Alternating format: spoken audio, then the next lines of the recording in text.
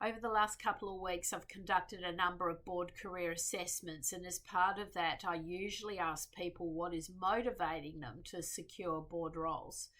And I've got to say, the vast majority are indicating to me that they're motivated by income, to secure additional income. And there's nothing wrong with that per se, but the reality is board work is risky. You're definitely taking on a number of risks associated with leading organisations at the highest end of the spectrum. It is definitely hard, challenging work. It's professional work, and it requires quite a substantial investment on the part of the board director. So you're going to make an investment in your education. Most likely you're going to do some form of a formal governance course at a baseline that's coming in at about, $15,000, and at the higher end of the spectrum it comes in at around the 50K mark if you want to do a full-blown degree in governance.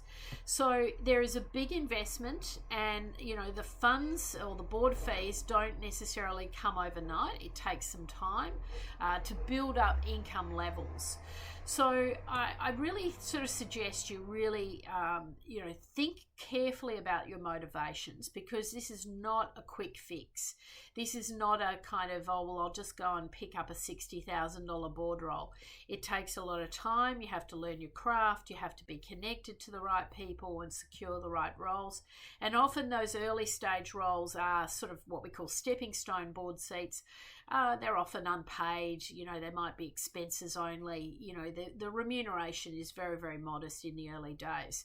So if your pure motivation is just to make the big bucks, I think you should really rethink overall, because although there is a very high level of remuneration for certain board members, they have been operating at a very high level for a very long period of time, and they've been often invited into boardrooms on the back of a very significant CEO or C-suite career, and they've done the hard yards, and they've done a lot of sort of investment in themselves over a long period of time. So it's not a quick fix. So be really careful about your motivations for board work.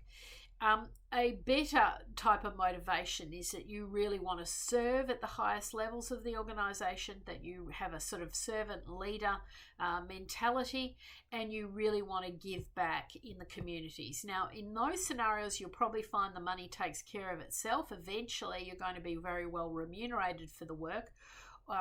Based on the level of experience that you need to bring to the table and the qualifications you need to bring to the table. So think about your motivations. Really important to get clarity on this before you get started, and be clear on the end game, particularly if you want to serve as a board director in the market.